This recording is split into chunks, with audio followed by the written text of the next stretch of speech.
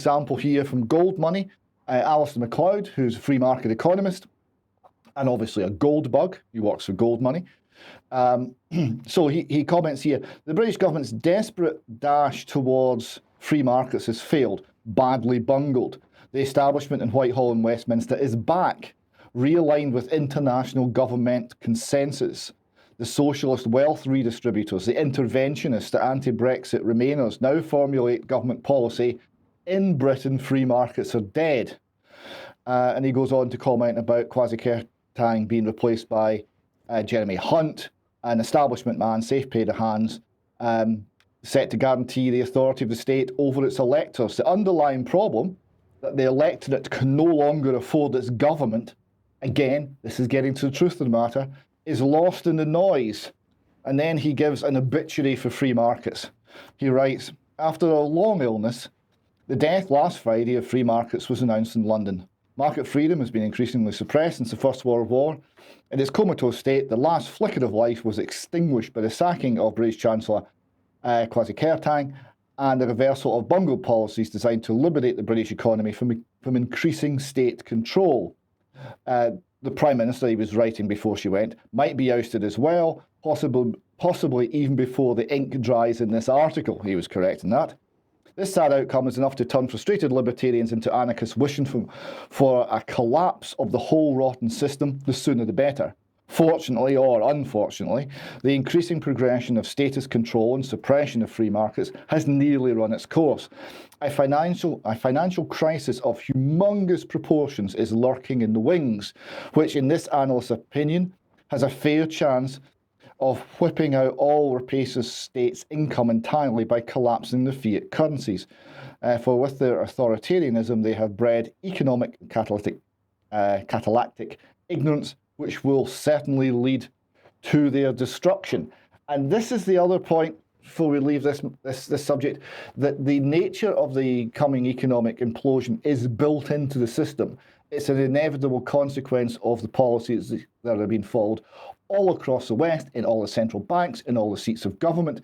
It's built in. So when it happens, it's not going to be some Machiavellian plan by one or two of an elite to collapse the economy so they can gather all the goodies, although there might be elements of that happening at the same time. It's actually already baked into the system because of the mistakes that have already been made. And it's now just working out the inevitable failure of a system which is in fact doomed. David, I don't know what you're worried about because central banks are sitting there with their digital currencies waiting in the wings. They're going to save us. Well, this is something else to worry about.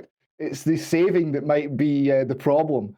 Central bank digital currency, of course, is an even bigger attack on individual freedom and even more control for the state. So more of what has ailed us would appear to be the solution. What's that called? Hair of the dog?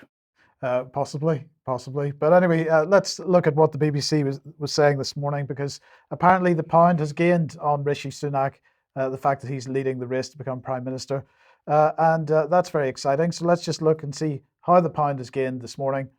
David, that's looking back from basically 12 months or so. So can you see any sign of the pound gaining there? Really close to the screen just about, and thank you for putting that up, because I had a pound chart against the dollar which was incorrect a week ago. Many apologies for that.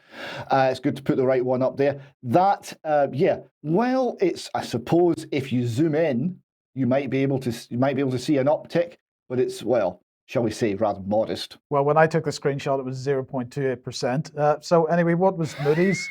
Yes, what was Moody's view of this on Friday? Let's look and see what they're saying. Moody's Investor Services has today changed the outlook for the government of the United Kingdom ratings to negative from stable, and affirmed that domestic and foreign currency long-term issuer and domestic currency seniors unsecured ratings at AA3. So we've been downgraded, but not just the country, also the Bank of England. The outlook on the Bank of England's ratings has also changed to negative. And so on. And they said this was a key point. The change in outlook to negative from stable is driven by, first of all, heightened unpredictability in policy making, and secondly, a risk of a sustained weakening in policy credibility. That shouldn't come as any surprise to anyone, David, because frankly, everything that's happened in the last 4 to 5 weeks undermines any credibility that, well, not that we ever thought there was any, but the markets clearly did to some degree. And what are Moody's actually announcing there? That the economic outlook for the country is not based on fundamentals, it's not based on the nature of the economy, the capital structure, the industriousness of the people. No, it's only based on policy and how that policy is perceived. It's all smoke and mirrors. There's nothing real anymore. Indeed. Now, yesterday on the Laura Kuenssberg programme, Mervyn King, the former governor of the Bank of England, was being interviewed. Let's just have a brief look at what he had to say. He said, public expenditure isn't going down. If anything, it will go up. Therefore, taxes will have to rise to fill the gap, which is there at present. That doesn't make a very happy picture for the next few years. But what we need is a government that will actually tell us honestly there's a reduction in our national standard of living because we've decided to help Ukraine and confront Russia. And that means that all of us are going to have to share the burden. We can't just put all of it on our children and our grandchildren. And he went on to say that the challenge is if we want European levels of welfare payments and public spending, you cannot finance that with American levels of tax rates. So we may need to confront the need to have significantly higher taxes on the average person. But then he went on to say this, David, engaging in quantitative easing in 2009 was to stop the economy from going into another recession because the amount of money in the economy was going down. Here in the last couple of years, the amount of money in the economy has grown very rapidly and at a pace that was bound to lead to higher inflation. So for the first time, I think on a mainstream news program or interview program, we've had a mainstream economist, in inverted commas, almost hinting at the truth. Yes, I mean, Mervyn King's by no means the worst that's ever run the Bank of England. There's more truth has come out of him than really any of them recent years. But there are some things he's not saying. Higher taxes reduce freedom, for example. Higher taxes, the power to tax is the power to destroy. Higher taxes will mean slower growth and a poorer nation overall. So that's a bit of an issue. And don't you just love the naivety of Mervyn King, though, that somebody in British politics is going to go to the public and say, see all those tax cuts, see all those benefits, see all those free things, your free NHS, your free prescriptions, all of this. We're going to have to cancel all of that because the Ukrainians need our money.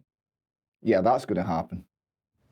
My comment on this is, of course, that what we really need to happen is for the public to be able to see the minutes of all the meetings and discussions that are going on, because we have no idea between the Bank of England, the Treasury, the government, Bank of International Settlements and anybody else with a finger in the pie who is actually making the policy.